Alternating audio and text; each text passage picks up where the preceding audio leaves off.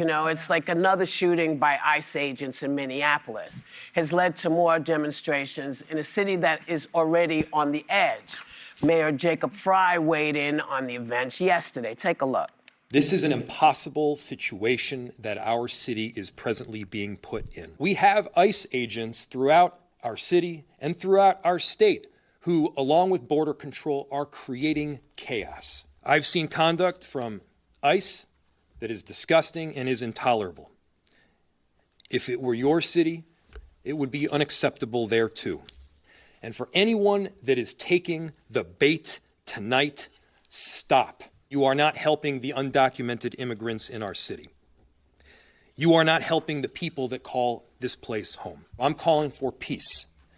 Everybody has a role in achieving that peace. So this morning, you know who posted that he may invoke the Insurrection Act to end the protests, which would let him deploy the military in Minneapolis. Now, I thought he had already done that. Because I've seen, I mean, it's the National Guard. You know when we could have used that Insurrection Act. Well, yes, but funny. Yeah. Well, I just find it so odd because you've already made everybody feel like you've put the military out there because, you know, you've bypassed the police, you've bypassed people whose jobs it is to take care of their cities. So you're adding fuel. My question is supposed to be, do you think he's adding fuel to the fire? I think he is. He would if he invoked the Insurrection Act. And I think people should, that would be militarizing the state. And U.S. military aren't trained to provide local law enforcement. And so that's just a tinderbox waiting to explode. And I also think it would be much more difficult legally to challenge their actions in court if the Insurrection Act was invoked. And so that really frightens me, actually, for the people of not only Minneapolis and Minnesota, but the people in all states in every country, because he could do that anywhere. Yeah, but he owns everything. He owns the Department of Justice. Yes. It's almost like you say we're not alone, and yet I feel very much alone. It does feel like it's his own private law firm, which is not supposed to happen. There's supposed to be checks and balances. But I'll also say this, you know, what's giving me some hope is that there's a federal judge on the cusp of ruling, of a ruling that could really sharply curtail ICE's ability to push back on protests and make arrests of demonstrators and perhaps prevent what we saw with Mrs. Good.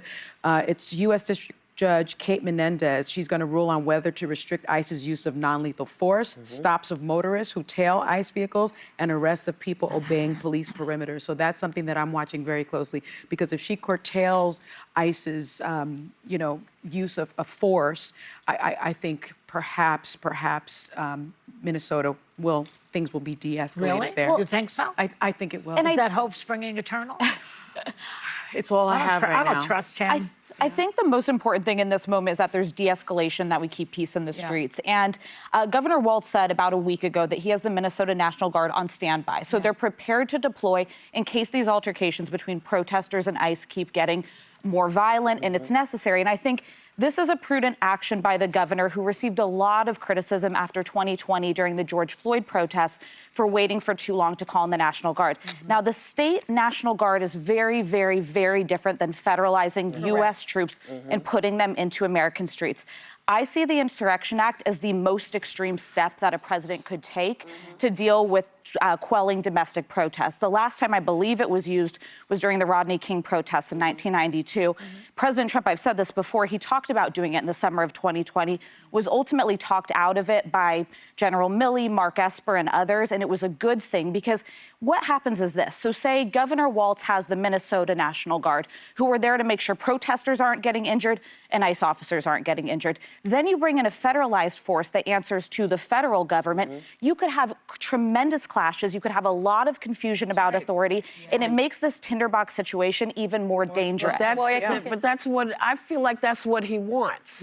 Well, it is, and that's what the mayor is referencing. He said, we cannot meet Donald Trump's chaos with our own version of chaos. He said, be peaceful, don't take the bait. And he quoted that in there. And he's saying, don't give them any excuse to raise their weapons, to attack you. And it's really the heart of the civil rights movement, though. And I think that's so important right now, is Dr. King, the day is coming up, was so adamant about do not give them an excuse. Don't do anything to obstruct them, to resist them, because right now they have the backing of this administration. And Stephen Miller, there was a quote that was just reposted or shared by the DHS from last fall that said these ICE agents have federal immunity, which is actually not true. But it actually is showing the cards of how this administration views them. And so knowing that part, it's more important than ever to be part of bringing that temperature down. But here's the thing, when we talk about the protests of the 60s, our folks knew that no matter what we did, they were going to come for us anyway. And that's the situation I feel is here. I don't feel like people are exacerbating the situation. I feel like think people they're going are, to be at fault no matter what. That's what I'm saying. Yes. And so because of that, I worry.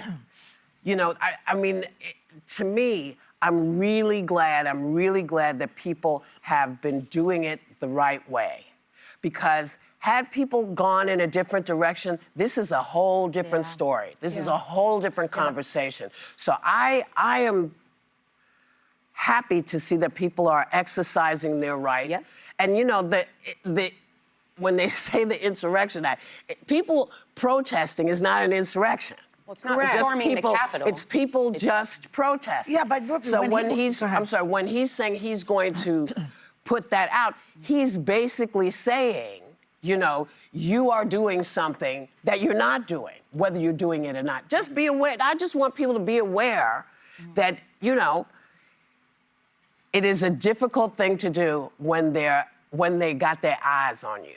But when on January 6th, when there was really an insurrection, which he encouraged and even may have promoted it. That's what Jack Smith said, the special counsel. He said, basically, the administration said that those people who are attacking police were tourists. Remember that? Yes. So they will spin it and make it any way they want. So if you are a peaceful protester from the left, you are creating an insurrection. If you're doing it from the right, you're a tourist. That's where they're at. That's why when you say we're not alone, I feel very much alone because I feel like these institutions are not protecting us. You know what? The institutions are. Our police forces, they are trying to do their jobs. Our police guys, they are in the middle of how to deal with these folks who say they are in charge and how to do their jobs. You know, because that's their job to protect us. So you know. But when Senator Kelly says, you know, don't obey an illegal order, they're not going to obey the illegal. They're going to obey the illegal order, and then the other side. Who are you talking about? Well, the guys who are on Trump's side. ICE. Yeah. Well, some of them may, but some of them may not, because you remember there's a whole plethora of people involved in this. So we're going to keep our eyes on it. And Joy, as long as we're here at this table and people are watching, you are not alone.